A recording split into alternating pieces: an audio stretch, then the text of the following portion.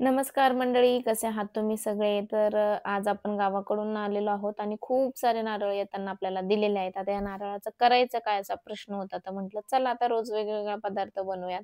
तर आता आपण बनवणार आहोत सोलकढी. तर त्यासाठी माझ्याकडे असणारे थोडेसे आमसूल मी एका वाटीत घेतले आणि ते मग त्याच्यात गरम पाणी टाकून मी त्याला काय केलं, थोडंसं भिजण्यासाठी ठेवलं. आता तुमच्याकडे कोकम किंवा मग कोकमचं सिरप वगैरे असेल तर ते तुम्ही यूज करू शकतात.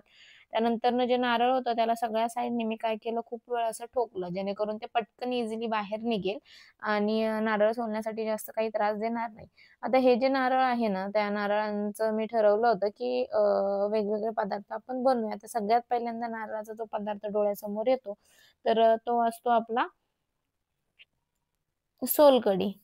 म्हटलं चला आता नारळ फोडून घेऊया. आता नारळ फोडण्यासाठी घेतलंय. म्हटलं आता पाणी वगैरे सगळं धरूयात.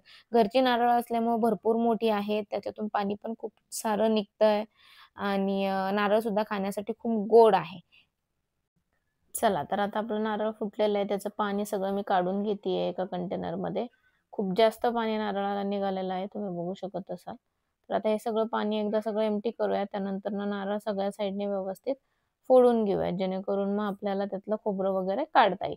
आता हा खूप मोठा नारळ आहे. यातला काय मी सगळा नारळ यूज करणार नाहीये. थोडा नारळ मी यूज करणार आहे सोलकढीसाठी आणि थोडासा जो नारळ आहे तो मी यूज करणार आहे वाटणासाठी. चला आता नारळ तर फोडून झालेला आहे. बघा किती मस्त दिसतो. एकदम शुभ्र आहे, गोड आहे एकदम. ह्याला आपण काय करूयात फटाफट काढून घेऊया साईडला आणि तोपर्यंत मी तुम्हाला पुढची प्रोसेस दाखवते. मिक्सर जार घेतला, त्यात कोथिंबीर टाकली आहे, त्यानंतर 2-3 हिरव्या मिरच्या टाकल्या आहेत, थोडंसं आलं टाकलेलं आहे. त्यानंतरनं त्यात आता जात आहेत जिरे. आलं थोडं कमीच टाकायचं. त्यानंतरनं आता त्याच्यात थोडासा मी कढीपत्ता ॲड केला. तर त्याच्यामध्ये मी थोडंसं काळं मीठ ॲड करते आहे. आता काळं मीठ ॲड करून झाल्यानंतर थोडंसं आपलं पांढरं मीठ पण मी त्याच्यामध्ये ॲड केलंय. थोडंसं मी जिरा पावडर पण टाकले. ऑलरेडी आपण जिरे टाकलेत. जिरा पावडर टाकावंच असं काही नाही. थोडंसं मी त्याच्यामध्ये लसणाच्या एक 5-6 पाकळ्या टाकल्यात. तुम्ही पाहिजे तर इथे आमसुलाचं फक्त पाणी घेऊ शकता, जेणेकरून फेंट गुलाबी कलर येईल. पण मी या ठिकाणी देखील पूर्ण आमसूलच घेतलंय. मला त्याची आंबट-गोड टेस्ट जी आहे ना आंबट, ती जास्त आवडते. त्याच्यामुळे मी पूर्ण आमसूलच त्याच्यामध्ये टाकलेला आहे. त्यानंतर जो नारळ आपण काढला होता, त्याचे छोटे-छोटे पीसेस करून टाकलेत. तुम्ही नारळ खवूनही टाकू शकता, पण आपल्याकडे इथे आता वेळी वगैरे नसल्यामुळे मी शॉर्टकट आपलं कट करून टाकलेलं आहे.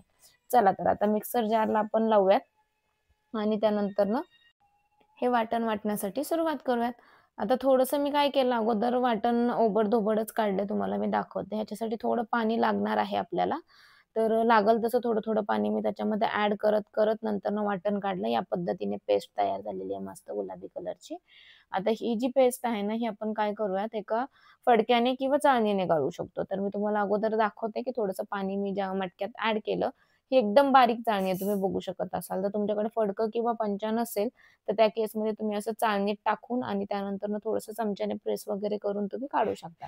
1-2 वेळा हे सगळं असं पाणी ड्रेन करून घेतलं, की पुन्हा थोडं पाणी टाकून मिक्सर जारमधून आपण काढायचंय वाटण आणि पुन्हा एकदा असं 1-2 वेळा केलं, की त्यातला सगळा रस तुम्ही काढून घेऊ शकता. आता हे झालं चाळणीने. या व्यतिरिक्त जर तुमच्याकडे सफेद पंचा किंवा उपरणं असेल, तर त्या केसमध्ये तुम्ही त्याने गाळू शकता. हे बघा ती ही पद्धत मी तुम्हाला इथे दाखवतेय. हे सफेद उपरणं एक मी घेतले, त्यात भरपूर सारं मी वाटण काढलंय. उपरण्यात पटकन होतं. तुम्हाला थोडंसं चाळणी जास्त वेळ लागू शकतो.